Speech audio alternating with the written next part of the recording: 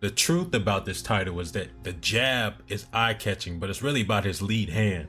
Errol Spence's lead hand is dominant because he has a lot of uses for it. The jab is just the most obvious part, the part that everyone talks about. And he has a few different kinds of jabs, but mostly, primarily, he throws two kinds of jabs, and they have the same form, but one is standing and one is step in. With the step in jab, you're gonna see right here, he can close the distance, and then we're going to talk about several uses behind the step-in jab. He's a pressure fighter, and he wants to get on the inside, so that step-in jab is going to allow him to do that most times. But what that also sets up is feints. He can feint the entry, so boom, he can get a reaction like that and get his opponent to start guessing. When it becomes a guessing game, you start getting control of the fight, you start getting control of the pace, and you can start getting control of the output. And when your entry is disguised, that's when you can start initiating offense more to your liking. And so the opponent doesn't know when you're going to attack and when you're not going to attack. And so you can step in and start landing your shots. Also defensively, the lead hand he uses to parry an orthodox jab. And now you're gonna see him framing. Sometimes it's called posting, sometimes it's called framing. I say framing, where he sticks out his arm, and that, first of all, blinds the opponent. Second of all, keeps the distance. Third of all, keep control of Chris's movement, Chris Algieri. So it starts off blinding, then he's keeping distance, and then now he has control over the back of his head, and he's able to pull his head down, kind of like throw off the trajectory of his punch. And so Chris Algieri is kind of like blinded. He has to escape. He has to stop his offense. And then obviously there's several punches you could throw with the lead hand. You could throw the jab, you could throw the hook, you could throw the uppercut. But Spence's body work is great because he doesn't just use it on the inside. He sometimes uses it in mid-range too to cut off his opponent. So he forces him to the left, which is Spence's power side. And then Algieri wants to escape from the power side, but as he does, Spence is going to cut him off with a body hook with that lead hand. So now you're gonna see a probe where it's not a real jab. It doesn't have any power or speed behind it. It's more so for measuring distance, for serving as punch traffic or blockading offense, and to disguise his standing jab, his regular jab.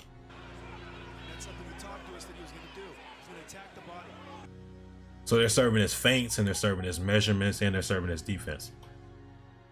On top of that, whenever you're feinting, you get a read on your opponent's reactions. So by doing that probe, he's getting an idea of how Algieri is going to respond to an actual jab. And so based off that reaction, he can make a diagnosis for what he wants to do next. And here's what he does. He takes a deep step in with the jab. So he was probing at first, and he takes a deep step in. He corners him against the ropes, and then is able to land a combo.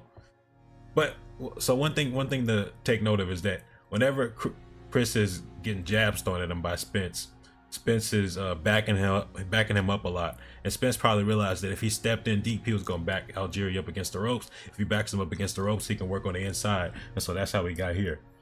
And right here, I would say this is pretty legal because he's got like wrist, forearm, and a little bit of the hand on the back of the head. But then here is where it becomes illegal, where he's pulling down with the hand.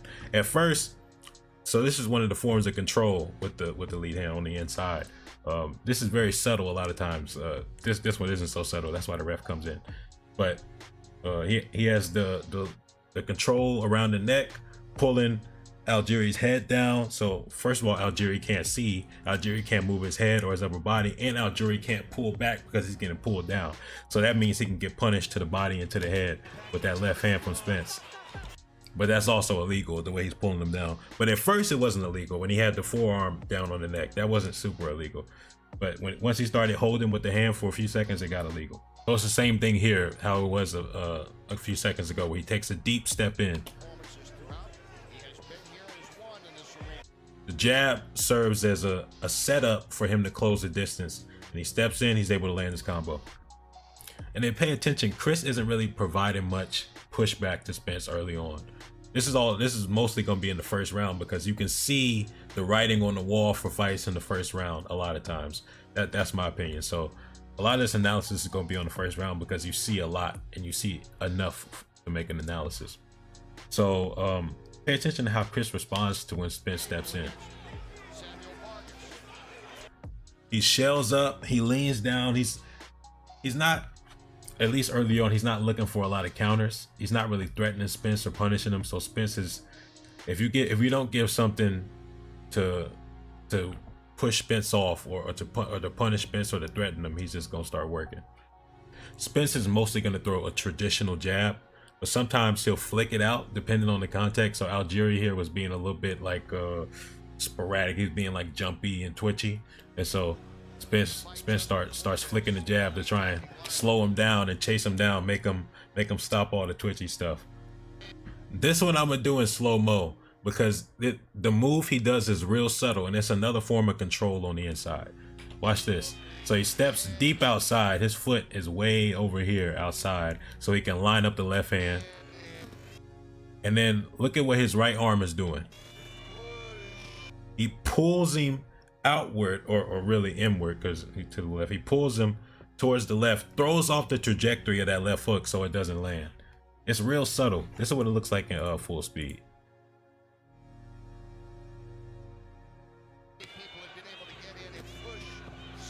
Now again, similar to the head being pulled down, this is legal at first, but then it kind of becomes illegal and the ref has to step in.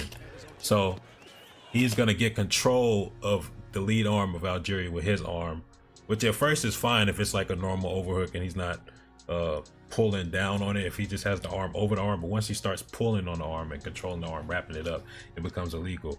But it allows him to control Algieri and start laying the shots. And also, since he's pulling him down, Algieri doesn't have good vision or good leverage to land his right hand upward, and so he's kind of vulnerable to Errol Spence's left hand because he's getting pulled down into the left hand. Again, this is subtle stuff. Pay attention to the right hand of Spence, the lead hand. Hold him there for just a second. That's legal. He held him. He framed on him for just a second, held him there. That's giving him room and time to punish. That's making Algieri panic a little bit because he can't see shots. He's still holding him up against the ropes and he's controlling the distance. I mean, that's a subtle form of control, but it's all those subtleties that build up to breaking down the opponent, which is what Spence is so good at. And then you can see the control again when it comes to the knockdown. Watch, he's going jab, and then when the jab doesn't land, he's gonna keep that arm in a position where he can hold the forearm down on Algieri, which then makes Algieri not able to see the punch, and he can't respond to the punch because he's in a compromised position. He lands the left hand to put him down. On top of that, that arm was there, so Spence knew exactly where he was. He could feel where he was, so he could accurately measure where to punch.